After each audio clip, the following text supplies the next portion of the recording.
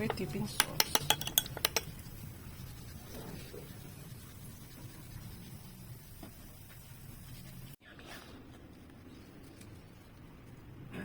Akong hipon guys. Marami naman masyado kong lutuin ko. So dalawang kind itong luto ko. Ito mamayang gabi. Ito naman. Kasi dalawa lang kami. Ayan. Lagyan ko siya ng soy sauce, sugar, and sesame oil. Ito naman. Ipa-front fry ko mamaya. Yan. Sa aking hipon. Yung sauce ng aking hipon, meron akong seafood sauce. Soy sauce. Seafood soy sauce. Kunti lang naman ito eh. Bali ito yung pinaka-sauce niya. Tansya-tansya na lang. Brown sugar.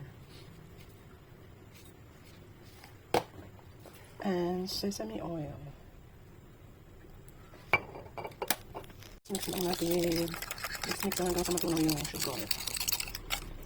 So, soy sauce. Kung wala kayong seafood soy sauce, pwede na ang soy sauce. Sesame oil and sugar.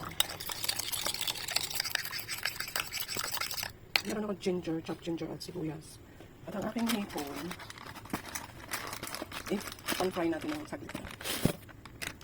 Mix ang cornstarch lang. Dredge lang ng cornstarch. Para maging crunchy yung kanyang, ano ba? Shell.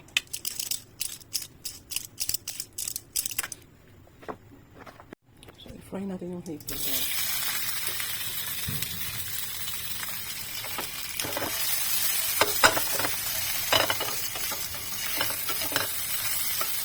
Dipping sauce is ready guys for my shrimp. So magpiprito na ako ng hipon.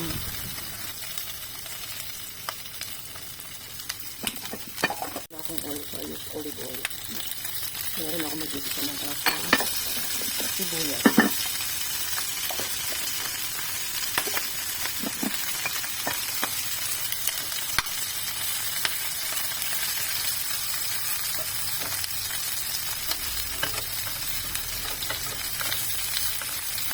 Dalawa lang kami kakain kaya sikat na ito.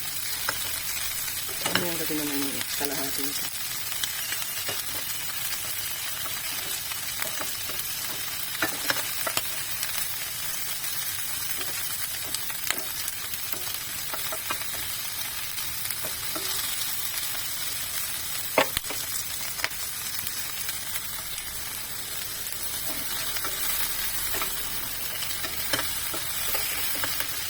Okay na yun guys, ipaside na natin.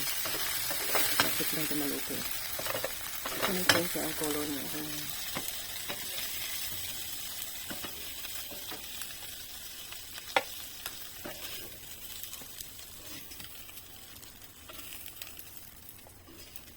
This is good for 2 persons. Kaya spring onion guys para sa sauce. Toppings pa. So, mag-isa na tayo na in the same pan.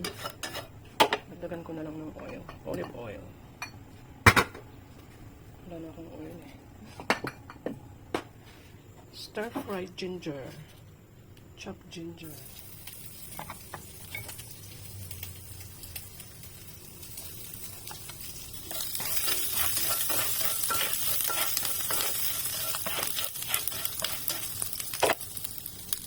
Lagay natin ang sibuyas.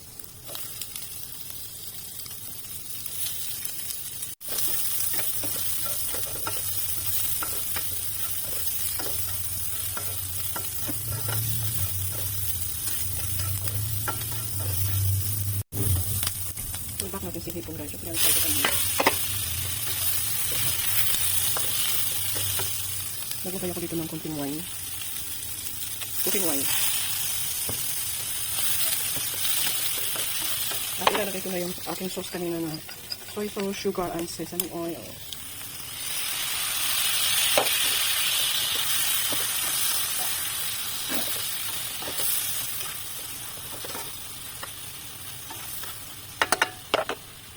Saglit lang yun guys kasi napantay ko na siya. Okay na yun.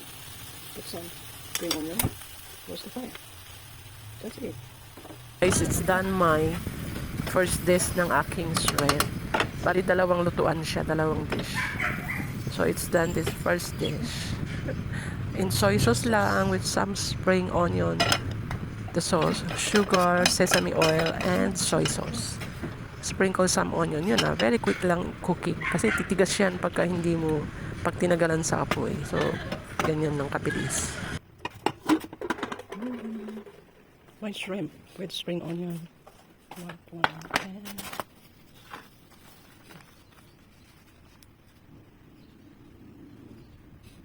yummy. Hipon. Bali malalaki siya kaya. Iniwa ko siya ng ganyan. Alisin na lang yung dumi sa gitna. Actually, nalinis ko na siya. Cut into half. Yan. So, naseason ko siya ng salt and pepper and some lemon juice or calamansi. Ayan, season with some calamansi. Yeah. Salt and pepper.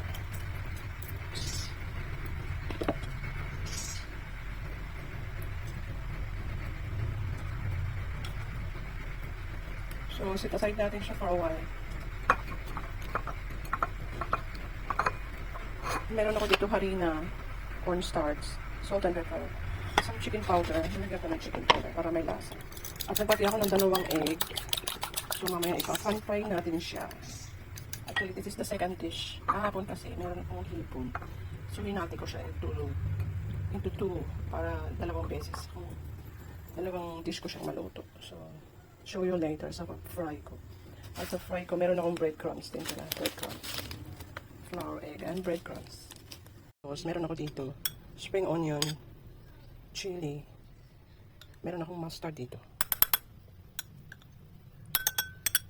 Sesame oil. Ketchup.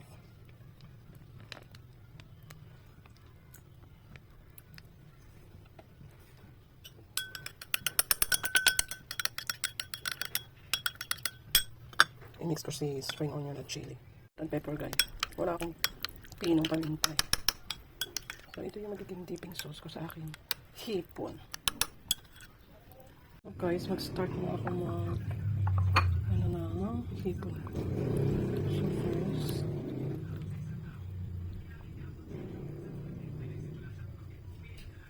dip natin sa cornstarch. Back here. Para siya.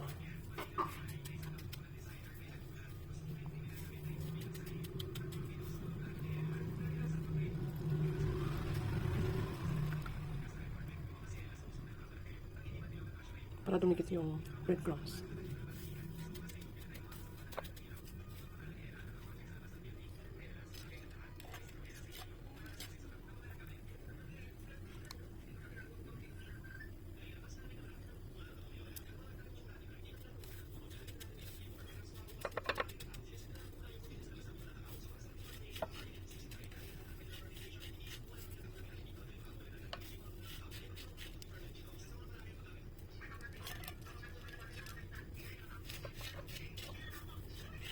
Natin siya din para lumaki. Yan.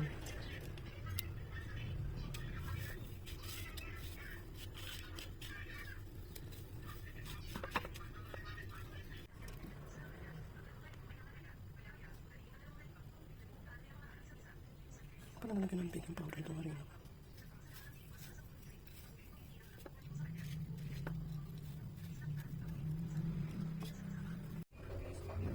So, flour, egg, flour, and cornstarch, breadcrumbs again. Para dumikit siya, guys. Dinip ko ulit sa egg mixture.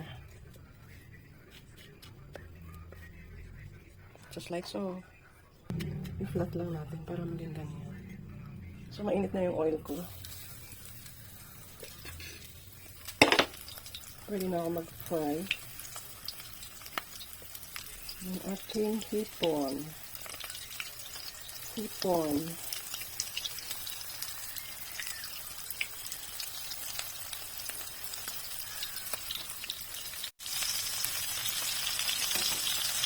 Ayan ko konti yung oil ko. I need more oil. So guys, para mag-drain yung excess oil,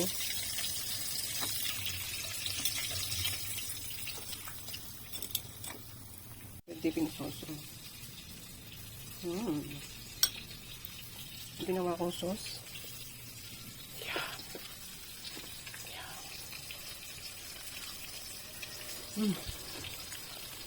Sarap. Kain.